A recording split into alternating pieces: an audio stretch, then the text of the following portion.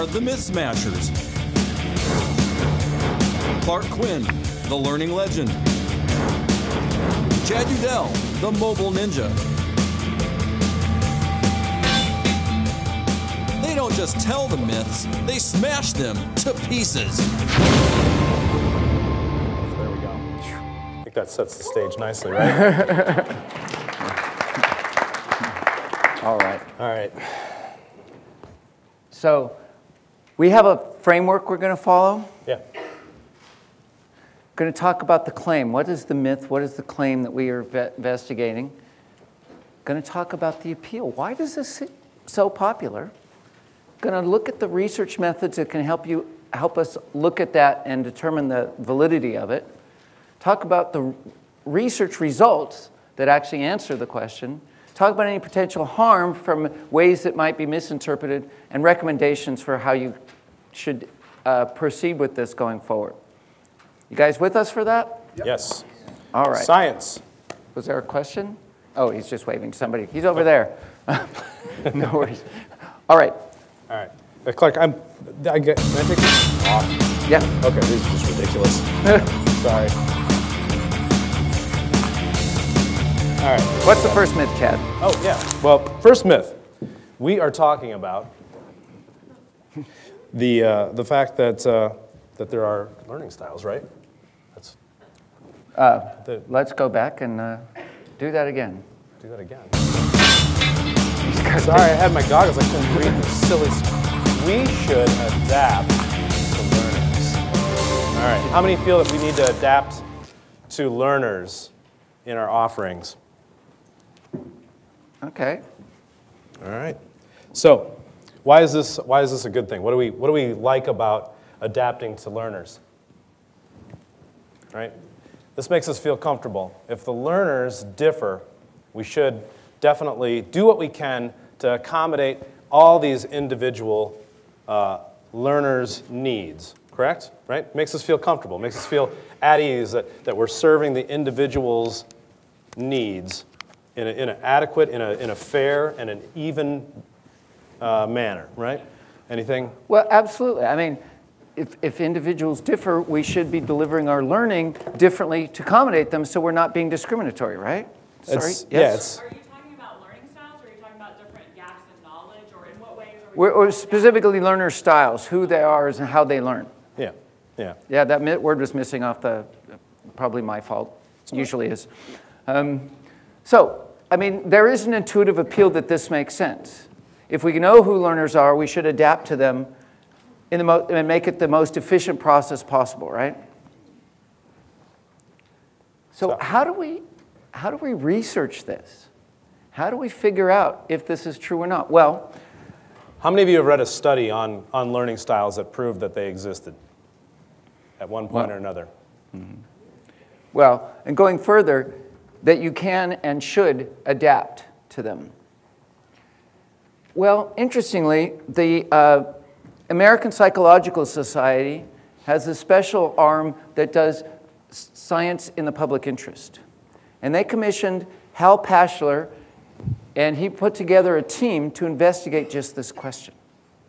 And what they did is they looked at all the studies. There have been a number of studies over time that have looked and tried to identify learning styles and then decide whether they should, and there's two ways you can do this. You can adapt to it, accommodate it. So if you're supposedly a visual learner, we're going to do a lot more graphics. Or you could challenge people. You can do the alternative and say, well, we're going to make you work for this because you'll learn it better. You're not here to have fun. You are here to learn. So it's supposed to be easy. Yeah. Right? And they did a meta-analysis across these studies. First of all, they had to filter through the studies and find ones that could actually, had rigorous enough statistical analysis that they could do what's called a meta-analysis. And this is a statistical analysis on top of statistical analysis to determine the overall trend. Yeah. So this approach is really popularized and made the headlines pretty effectively last year during the election cycles. Has also been really well used during things like baseball seasons, etc. Anyone here heard of the New York Times blog 538, right? The statistician Nate Silvers.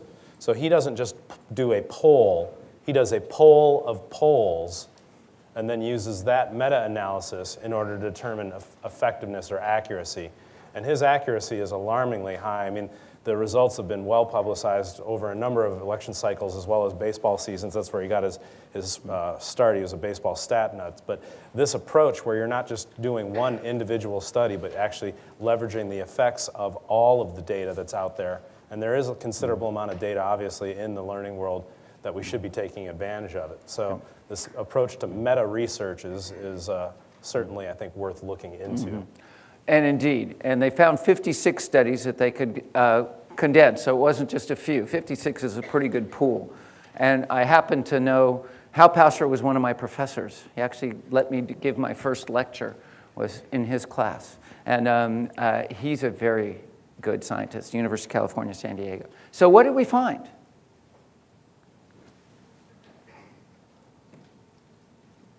No evidence that adapting helps. Some studies found a little benefit, some studies found negative benefit.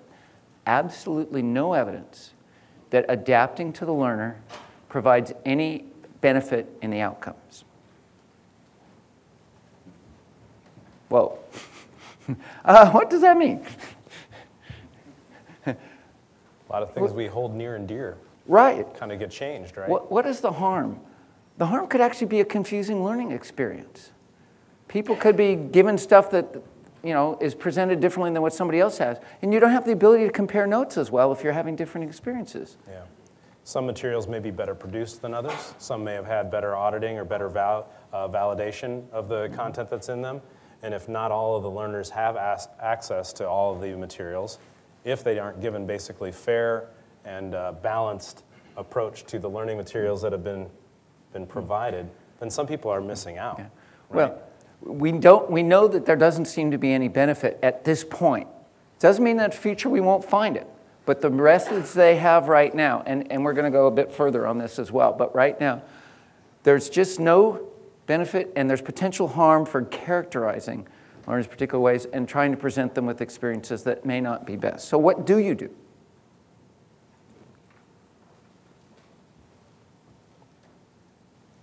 And this comes, Daniel Willingham is one of the people who has argued against this approach of adapting. And he says, use the best learning design. We have scientific results that tell us what good learning design is. It talks about, in fact, putting problems at the center and giving resources and giving learners meaningful tasks to accomplish. Yep. We know what leads to good learning outcomes. Use it. Don't follow fads until they're documented. I actually suspect there is a way in which adaptation will help, but they're not controlling for that yet in the studies. It's like, because I think anxiety is a cofactor. If you're really anxious, being given something that challenges you would be problematic. If you're really confident, giving you something that's too simplistic isn't going to help. We might need different ways. But right now, we don't know that. Yeah. Certain topics may be better addressed with a particular instructional design tactic or technique, right? A certain type of deliverable, a certain type of delivery method that suits that particular content or information better. It's not necessarily dependent on the learner per se, but more so the actual messaging and information that you need to get across. Design the learning for the outcome, not for the learner, in terms of that pedagogy. Okay, we're ready? We got to get, okay.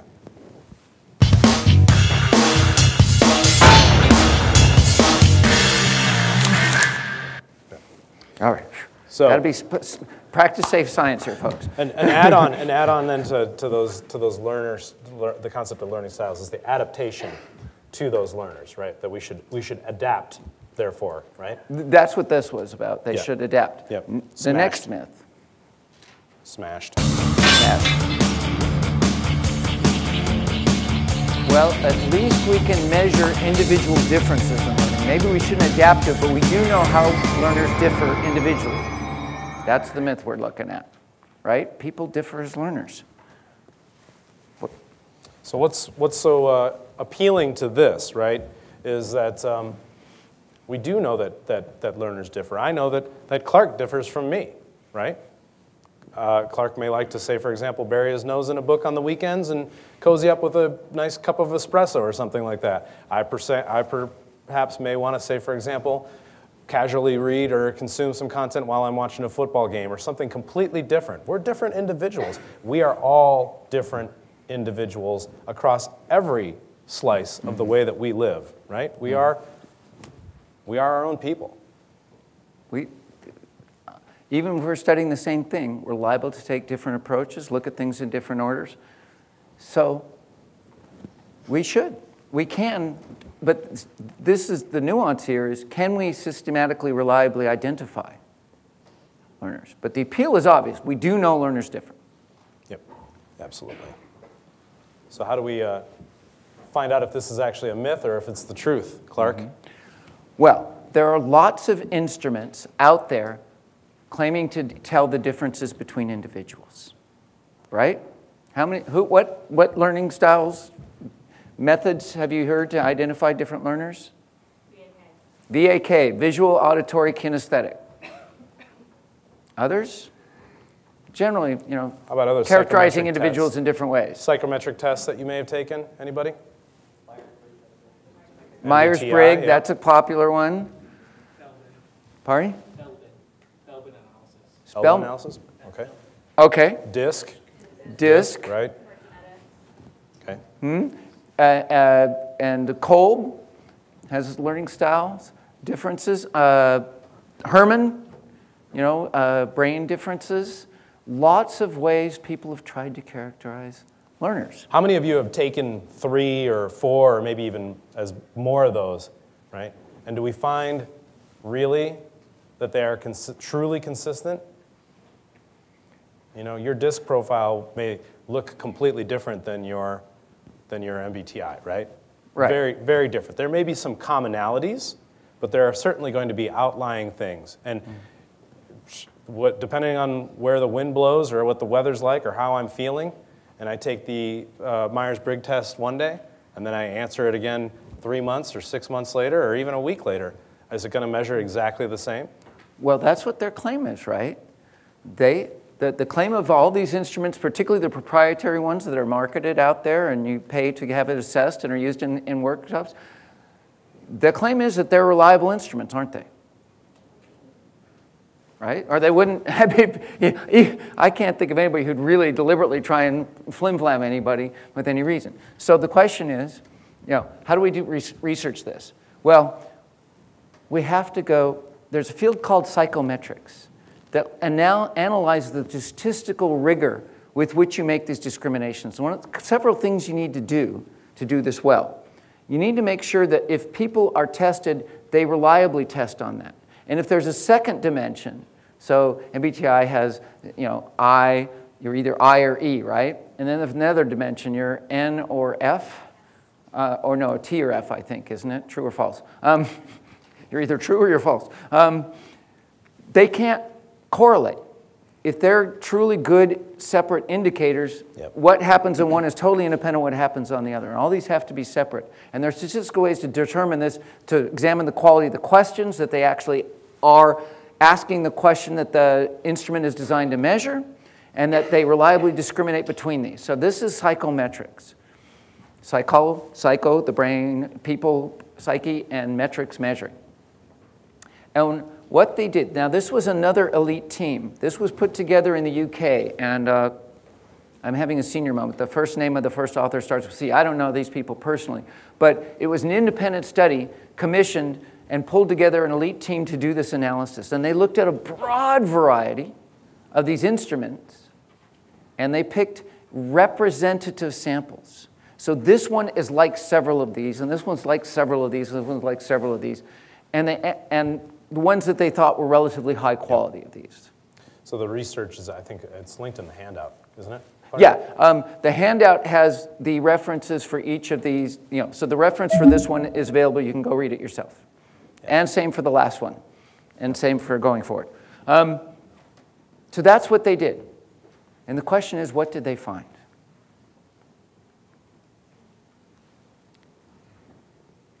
And apparently, next. No valid instruments. Not a single instrument met the 5 criteria of psychometric validity that were required. Now, some had 4. Two the two that had 4 were actually done by independent researchers, one in the UK, one in the Netherlands, but they are doing their research openly. In other words, they're publishing what they're doing, they're publishing their instruments, they're getting feedback. The ones with less than 4, with 3 or 2 or 1, largely were the proprietary instruments. And they made a single comment. They said the people doing the proprietary instruments have little interest in validating what they're doing with external ones, because then it may find equivalences and suggest that they may not need to use those unique ones. They did make the claim that most of those proprietary ones are internally consistent. And it turns out, for a couple of years, I led a project developing a system that adapted to the individual learner. We weren't going to use learning styles. We created our own instruments because we were unhappy with them. I had a senior cognitive scientist and a psychometrician working with me, and among other team members. And along the way, as part of my research into this, I looked at a guy named John Carroll, different than the John Carroll of the Nuremberg Funnel. This guy is the psychometrician. And he has written the culminating, overarching, biggest, best survey of the field.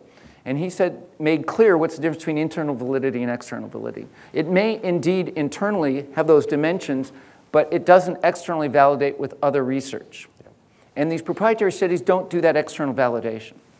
You know, the interesting thing for me, as a less of an organic, squishy kind of person, I like the harder edge kind of ways to measure things. So I'm really big into things like web analytics and tools like that. And you can, outside of human and measuring this particular aspect of it, if we wanted to say, for example, apply this same sort of theory to measuring usage on any of our learning deliverables, any of our assets that we're producing, if you supply the tags to measure your content via Google Analytics, Omniture, and the built-in measurement that your LMS has, I guarantee that if you look at the actual usage data, it's going to look different across each one of those particular tools, right? Likewise, in this instance, every one of those individual tools has their own differences in how they produce the results. You know, what we need to keep in mind is that the measuring stick, it requires consistency, right? Mm-hmm. And you want stuff aligned. You want to be using other people's stuff to improve your thing. If you're doing this, it's trying to advance what you're doing. What's the harm? What's the harm in using this, though? Isn't helping people identify something about themselves not bad? Yeah, I mean, it's really difficult, though, sometimes to kind of break out of a pigeonholed role once you've been cast as that, right? I mean, how many of you here at work are thought of, or maybe even in your personal life, as they're the pragmatic one, they're the creative one. We'll bring Jim in here because he's the one that's really got great critical analytical skills, et cetera, right? And these types of personality profiles, these types of analysis only serve to reinforce some of those same things that prevent people from being able to contribute in new and interesting ways and produce real collaborative results. It's worse than that. Somebody just reported in some discussion I was in, who this person, their boss, explained away certain behavior by saying, "Oh, well, I'm an ENFP." I mean, there's two things wrong with that. And one of them is explaining away behavior when you should take account for it, but the other one is characterizing yourself as something instead of recognizing that you are many things at many times. And one of the most interesting things is, you know, most of the emphasis, we differ as learners, but we differ as learners in different contexts. In some contexts, I can be learning and watching football at the same time and drinking a beer instead of a latte. I never drink lattes, it'd be a cup of tea. But at other times, I'll sit in there and be reading the book really deeply. And you know, at work, I may differ from how I learn at home, from how I learn. And this is what's important, is that we vary very much by context as well. And in fact, so what should you do? Use instruments, if at all, to emphasize that folks differ. This is the good thing they do with it. It's say, here, this person's very different than you, and yet you both have something to add. That's the right way to use these instruments. I don't mind that so much. It turns out that personality psychologists are the ones who develop these instruments and evaluate them using psychometric technology, have converged on the best set of dimensions that characterize the difference between individuals. They call it the Big Five. And they have validated that and tested it, and they've aligned other things like the MBTI with it. But this instrument is actually more rigorous, more open, more valid than any of the proprietary ones. So that would be the best thing to use. Yeah.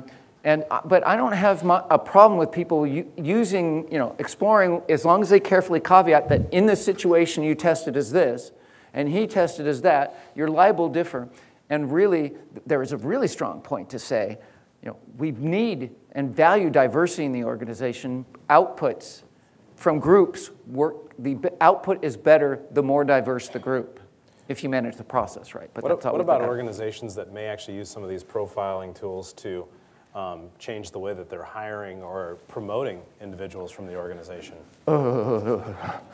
Let's not go there. Okay, so are you guys with us so far? Yes.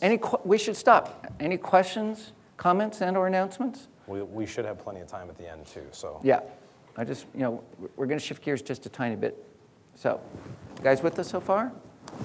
Working for you? All right. Now, excuse us.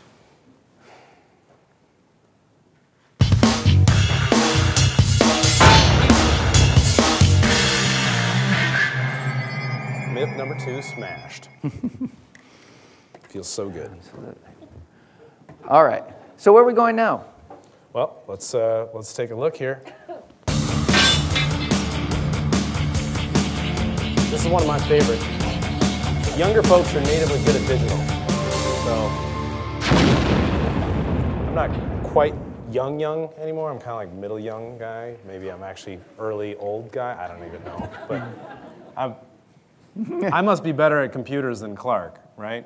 Just like my 10-year-old or my 12-year-old must be better at computers than me because they're whiz kids. And I got a 2-year-old that's fantastic at playing Angry Birds or whatever it might be. So that must mean that they're just fantastic with all kinds of stuff. I'm going to ask my 9 or 12-year-old or my high school student to Google me up a whole bunch of research, find me all the answers. Well, isn't it your kids figuring out the TV remote controls faster than you and using those, and they're on their computer all the time? Absolutely, it makes sense, right? Yeah. If you take that notion that our thinking's fundamentally changed by the technologies we use, that's a Vygotskian claim from way back. So naturally, they should be more. Yes, Vygotsky. They cheered for Vygotsky there. That's right. So they've grown up with it. They're naturally good. That's what's obviously appealing. How do we test this? Pretty obvious. We give them some important tasks with digital, and look at this. And in fact, I've now heard of 2 different groups, and for some reason I don't quite understand, but I don't really care. It's been 2 groups of librarians, one in the UK, and then I recently found another study in the US, where what they did is they gave individuals challenges to find out information about something, and they looked at 2 things. They looked at their query construction, and they looked at their critical evaluation of the results they got. And they had experts evaluate the quality of the queries and the quality of the results. Garbage in, garbage out, right? If I don't understand how to interface with a system that's loaded with information, and I don't understand how to get and validate the content that's coming out of it, any of the work that I produce based off of that content, that research, anything that I use from that to funnel into my project or my effort that I'm using, the reason for gathering that research is also going to be rather shoddy, right? So I tested this. Certainly in the handouts there's research, but I tested this recently in my class specifically. I'm an adjunct faculty member. We were doing some work where we had to research and find some visual assets in a design exercise. And some of the parameters were that the photo had to be of X pixel dimensions, because we were going to later use it to produce some art, some sort of design resources. It had to be shot within the last 50 years, so it couldn't be overly historical. Basically, I wanted color images. And then also, it had to be copyright-free or royalty-free, like meaning either copyleft, Creative Commons, or something along those lines, or just public domain images, maybe shot by government or something like that we could potentially use, right? Room full of 17 college freshmen. How many of them could actually execute a Google query to find me that type of image? Absolutely 0.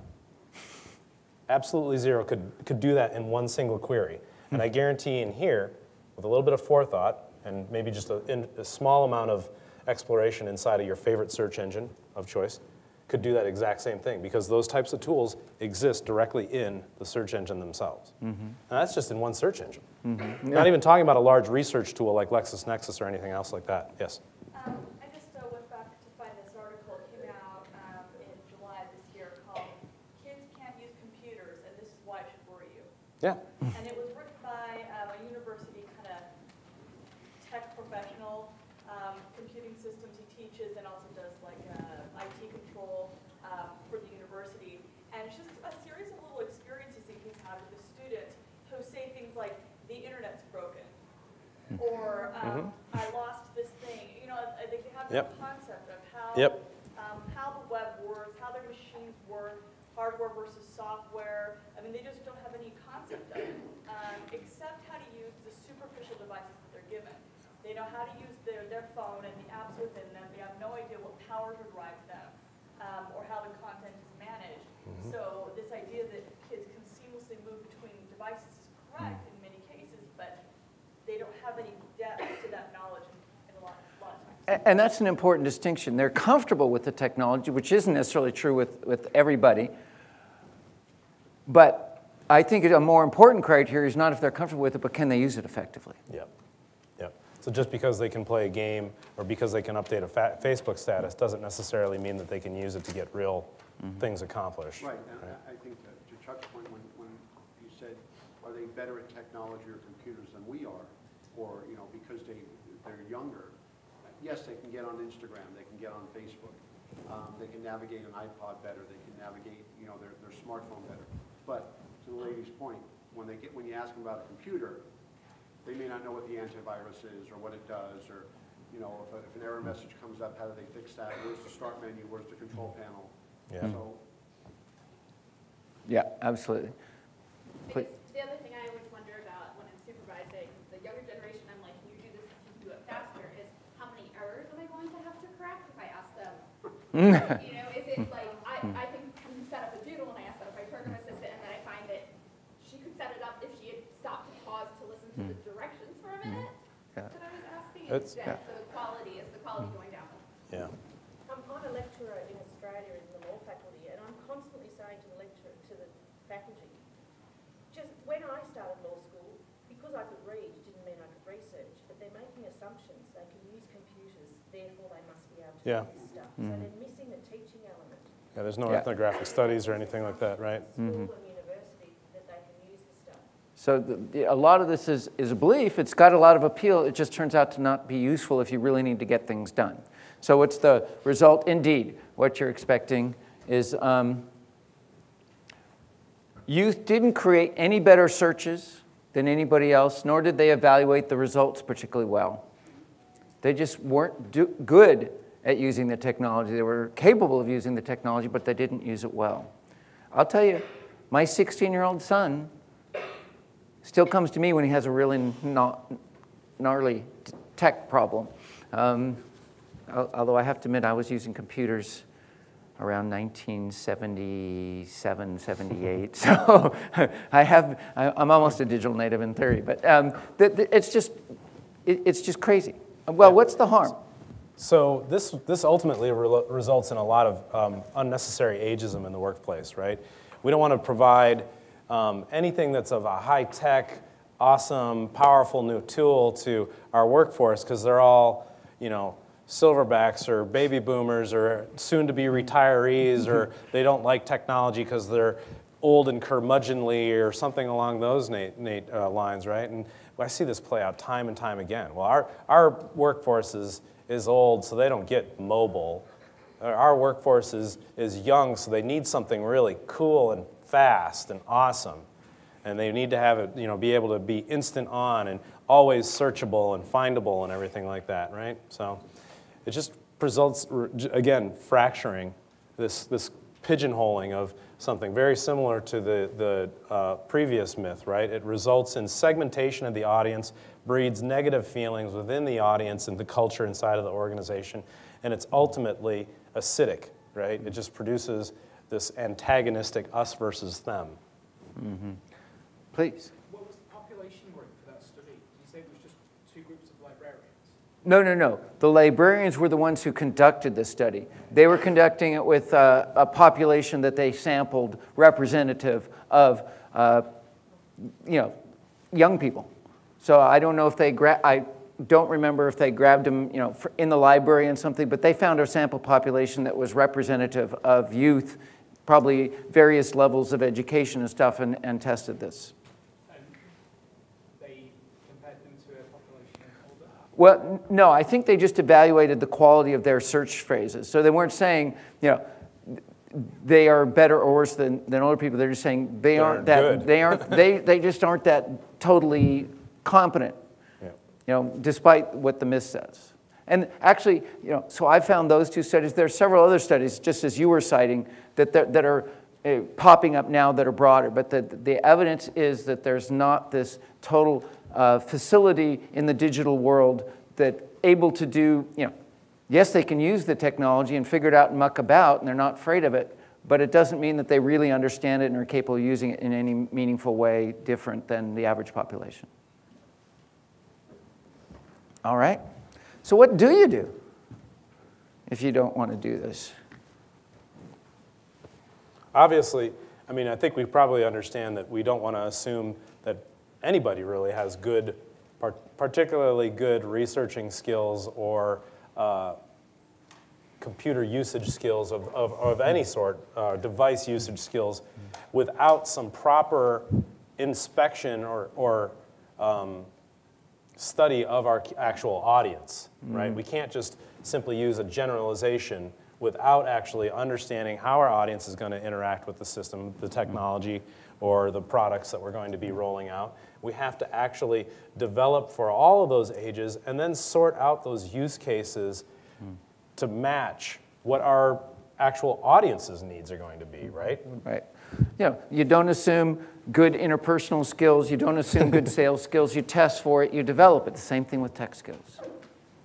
Please. So we're talking about technology and age segmentation. What about communication style and age segmentation? Because oftentimes technology is an improper synonym for communication style, what the clients are really talking about. And so, like for instance, the option on Twitter is what they bring up in the 140 character restriction. So is there a correlation in the communication style as well, or does that necessarily translate to what you're talking about with technology? Well, the medium shapes the message, right? The medium shapes the message, but don't assume good channel communication skills either. And do you remember when email first came, some of you may be old and remember when email first came out, there was a big scandal about people being rude in email in ways that they wouldn't be face-to-face. And people had to learn how to use email in appropriate ways. And people are still having to learn how to use email and Twitter and other things in appropriate ways. Again, don't assume those skills or that style. Assess them who they are individually, not stereotype them, basically. In some sense, in doing anything else is stereotyping and is a form of bias and wouldn't recognize. So myth 3. Indeed.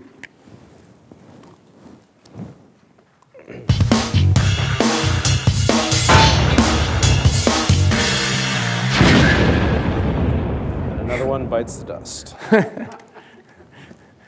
All right, so where are we at?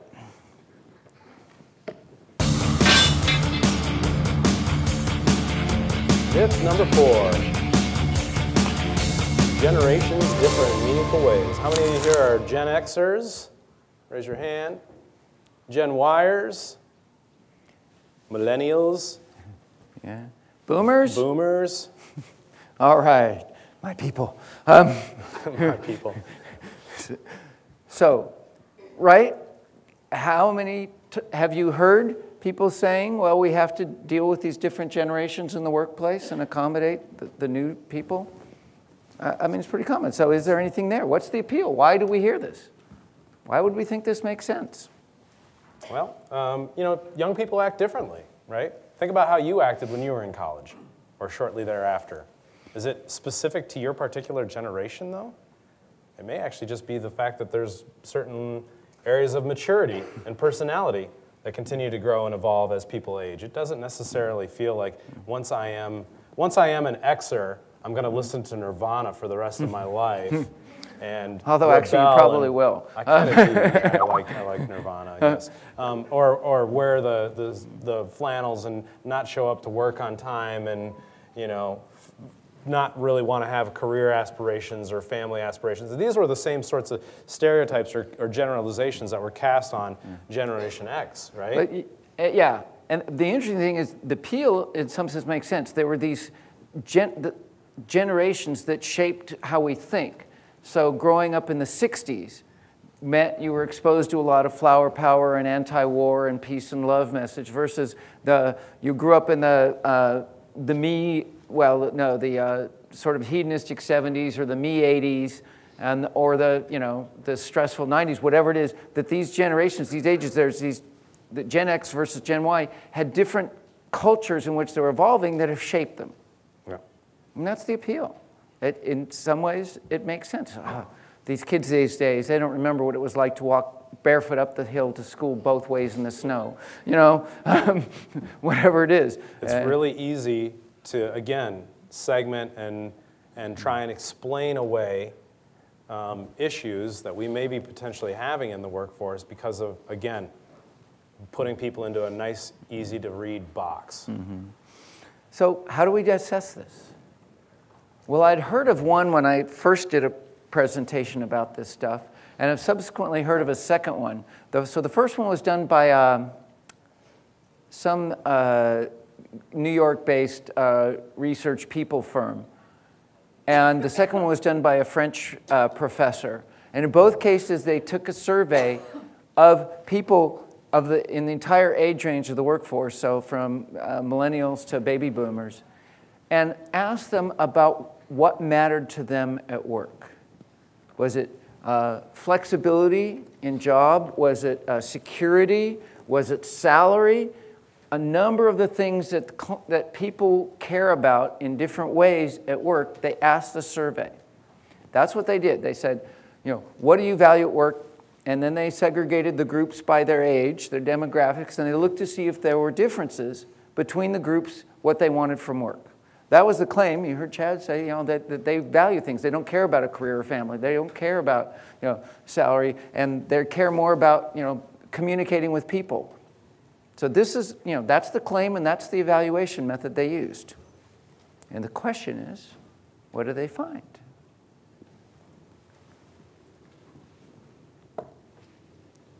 They found no significant. Well, come on. Didn't build. Oh, yeah. All right. No significant difference in what people valued in work, regardless of their generation.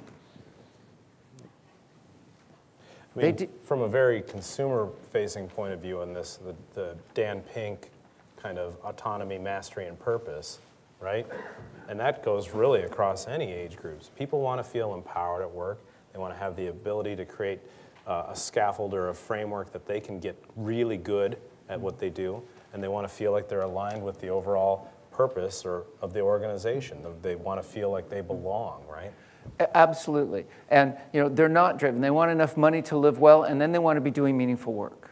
And that was true at every range and age. That's interesting. So what's the harm, though, in talking about generations? And I'll tell us this story. So, to me, it's age discrimination.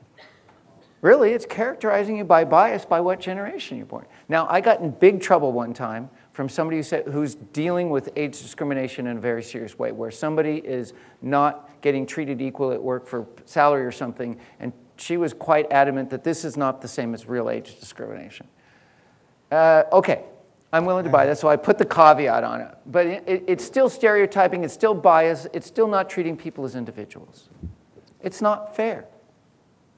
And it flies in the face of a concept of a meritocracy, right? Mm-hmm. That we should be able to be rewarded upon our skills and our achievements, not necessarily because we did our time or were fast-track, go-getting kind of person that's real young and energetic, and so therefore we're going to, you know what I mean? It's about our achievements. It's about what we've done and what we've proven in the environment that we're in, not necessarily about the specific demographic group that we belong to.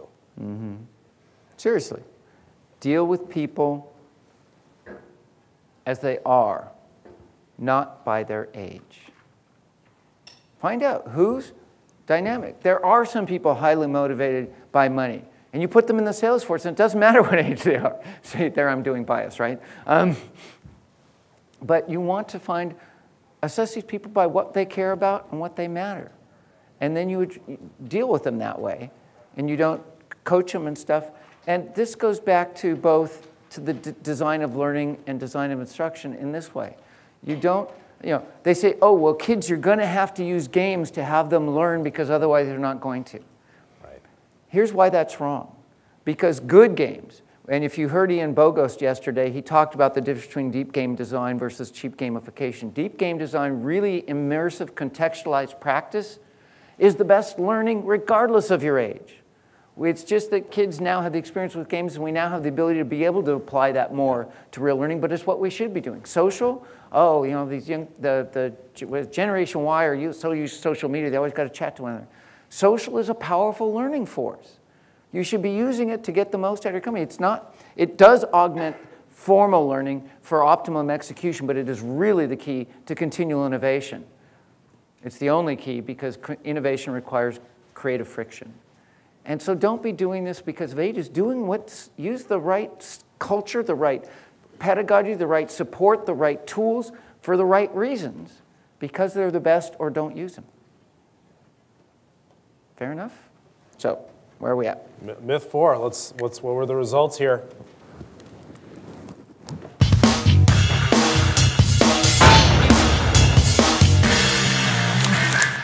Crushed, smashed, another one down. Now, let's see, we've got another 15 minutes. We do, we have a little bit of time, so. So this is the talk, we were done. But because we have time, we have a bonus myth. Yay! and we'll give credit where credit is due for this one. What's the myth? How many of you have heard of Dale's cone?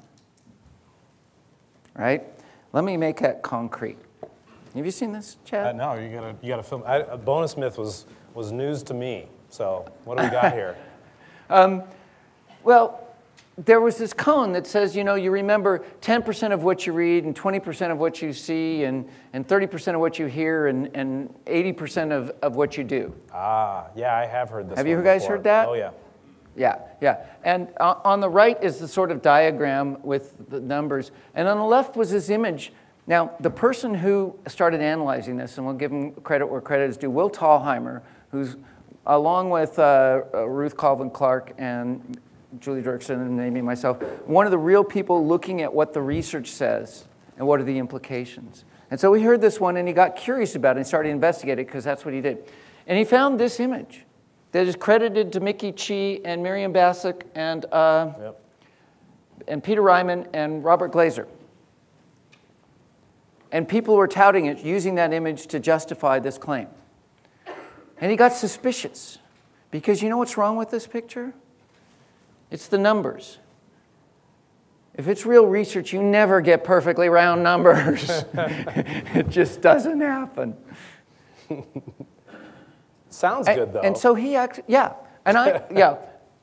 know Mickey Chi.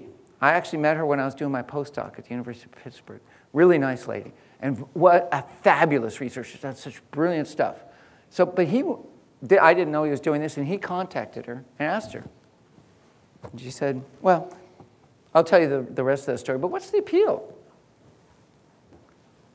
I mean, we know certain activities lead to better outcomes, right? So if we have a nice rubric that says, 10% of what you hear and 20% of what you see, whatever they're aligning to and giving to the numbers and ending up on doing, that's a good thing. Right?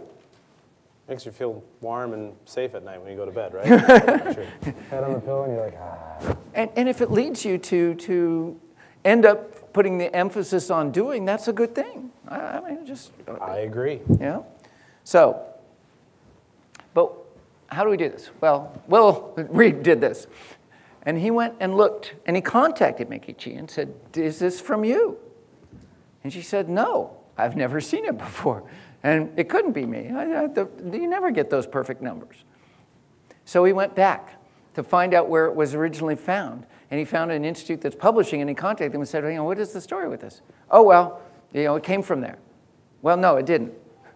And they refused to remove it. But he went in and looked at it and says there's no, the triangle without the numbers was shown once by this one guy, Dale, but he never put numbers on it. And somehow in the mists of history, or the hists of mystery, mystery. Yeah, the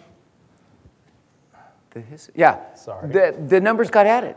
And then people adapted other things to make it seem like it came from something. Well, this is actually relatively underhanded. I don't like it. Most of these things are benign, just, big business. It's internally consistent. We just use it to help people understand how they differ. We're not really doing bad stuff. This is really a subterfuge of science. Bad chart meme generator from like before the internet. Mm-hmm.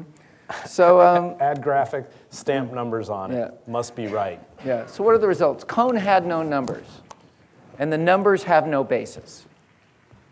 Oh, don't need my goggles, I guess. I'm sorry. No, we're not there yet. Well, and we don't have another explosion anyways. Yeah, okay. So I added this one in the same cool font, but I didn't have the lovely video production facilities because this is an extra added bonus myth. So what's the harm? The harm is simplistic approaches mask the complexity of the issues we deal with. You need to understand learning to really design good learning experiences. And if you are swayed by pseudoscience, there's reasons to question the quality of the outcomes you might derive. So it can lead to a lot of the sorts of approaches that we deride, and it's just a concern. So the recommendations, check validity. Don't accept it whole class. Ask, where did that come from? If you really are in there, credibility. So at this point, I'm going to see if I can get it back to the one screen. Yeah. So I think a meta narrative of all of this is myths exist in the real world from a historical perspective. You look back even like Greek mythology, or how the constellations were formed, or why the sky does this, or et cetera, et cetera. Anything in the lack of true evidence requires humans to have some level of faith, or want to put a scaffolding around it so that they can understand it, so that they can feel good about things, right? Mm-hmm. I mean, wouldn't we say that that's part of the reason that a lot of these historical myths have ever been created? It's a tale of caution. It's a tale of triumph, or it's a tale of how to help yourself succeed in light of challenges that you may be potentially facing. Could be a cautionary tale, whatever it might be. In this case, though, like those exact same myths, we're facing kind of some of the challenges and harm now that these are beginning to kind of thrust upon us as learning designers. When we have pseudoscience directly affecting how we can do our job, there's no way we can achieve true successful results if we're basing everything that we're designing on, again, bad research. Right. And I want to suggest that there's a reason this happens, is that designing for people, when you are an engineer for a bridge, concrete and metal have pretty predictable properties. People just aren't like that. And so our science in some ways is a bit more challenging. And in many ways, psychology and instructional technology and instructional psychology have aspirations to be real solid science, but it's challenging. And so we often are easily swayed by the appearances of valid science that are intuitively appealing to our folk knowledge of the world. We do know learners differ. And if somebody says, I've got a validated instrument that tells us learners differ, oh, that's good. And I understand. Sometimes I feel much more like a visual learner. I diagram. I'm really bad at listening unless I'm doing something extra to help me listen. So there are differences in how we are. It's just that the instruments and tools, and we can't let ourselves be swayed by convincing arguments until we look at, has this been tested and validated? Not everything can be, but try and find out, please. And we're open for questions and comments. And earlier as we were talking about learning styles, I mean, I've heard before that really they're not learning styles, like you said, that we adapt our learning styles to the content, the environment, et cetera. Would you feel like an emphasis, I'm not asking for a panacea, but would you recommend some flexibility tools that we can give the learners so they can adapt their experience to the style they prefer in the moment, or is that? Absolutely. And I think there are adaptations that make sense. If you're not doing well, you might need more practice versus another person who isn't doing is doing really well. We're going to ramp up the challenge faster for them. This is what computer games do fabulously, right? And we can tap into that there are lots of things we should do, but what we have to be careful is the basis of what we're doing, on the knowledge. And if somebody's in sales and somebody's in finance, I should use a different example in negotiation. I should use a sales negotiation for you and a finance negotiation for you to help make it more personal. So we're adapting it to who you are and what you know, but not who you are as a learner. Yeah. And some people say, oh, well, I don't have to worry about that. You're talking about learning styles, but we're talking about communication styles or leadership styles or stuff. And essentially, these boil down to personality characteristics. And changing the name doesn't excuse you from the necessary psychometric validity. And as of yet, none have been openly scrutinized and achieved the systematic validity that is necessary for truly trusting them for the purposes that people are using them for. And why don't we give people an official thank you very much for your time, and I hope you found this valuable, and then we'll happily answer questions for the rest of the time. But I want to, the formal presentation is over, and I want to give you freedom to go if you wish. Thank you all. So, thank you very much.